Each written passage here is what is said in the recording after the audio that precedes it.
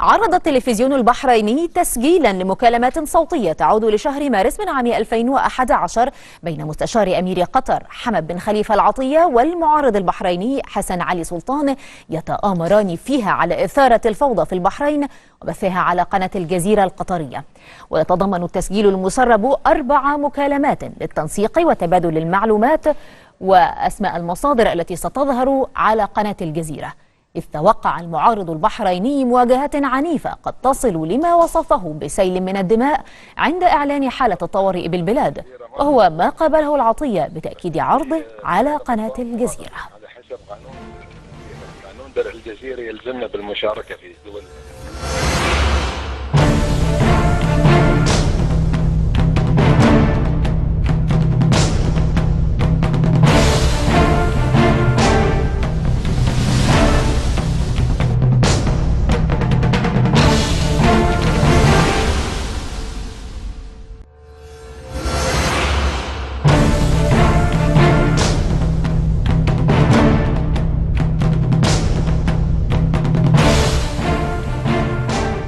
وللمزيد من المتابعة ينضم إلينا عبر الهاتف المستشار نبيل الحمر مستشار ملك البحرين لشؤون الإعلام. سيادة المستشار، بعد إذاعة هذا التسجيل المسرب والدلائل التي تظهر يوما بعد يوم بخصوص نعم الصوت ما أسمع صوت. نعم، أتساءل سيادة المستشار عن التسجيل الذي تم عرض هذا التسجيل المسرب، ويوما بعد يوم يظهر الدور القطري في تحقيق حالة من عدم استقرار الأوضاع في بعض الدول العربية. من وجهة نظركم ما هي الخيارات المطروحة أمام قطر الآن، وكيف تابعت هذا التسجيل المسرب الذي تم بثه؟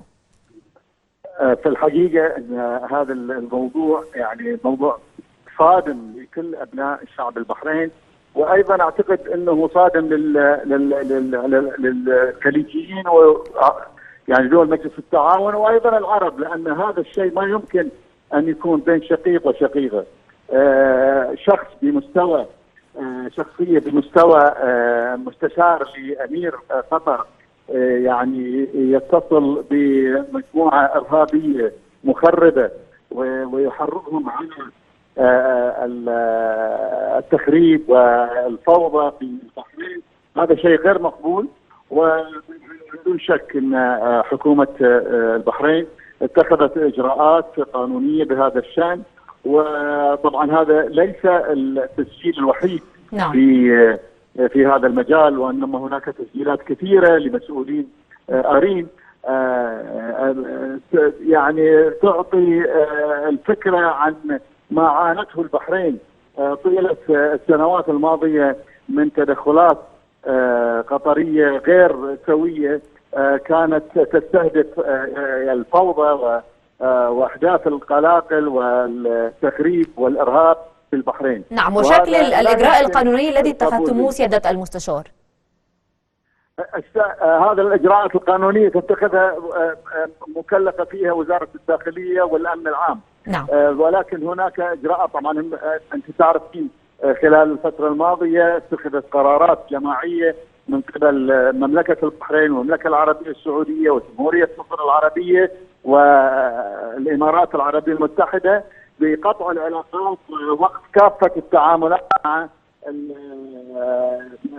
دولة قطر. نعم. وهذا إجراء طبعا سيادي و يعني يشكل بداية لعدة إجراءات وعدة قرارات ستتخذ في الوقت الغالي إذا ما تراجع قطر عن أسلوبها في التدخل في الأمور الداخلية والتحريض وإيواء الإرهاب والإرهابيين في دولة قطر.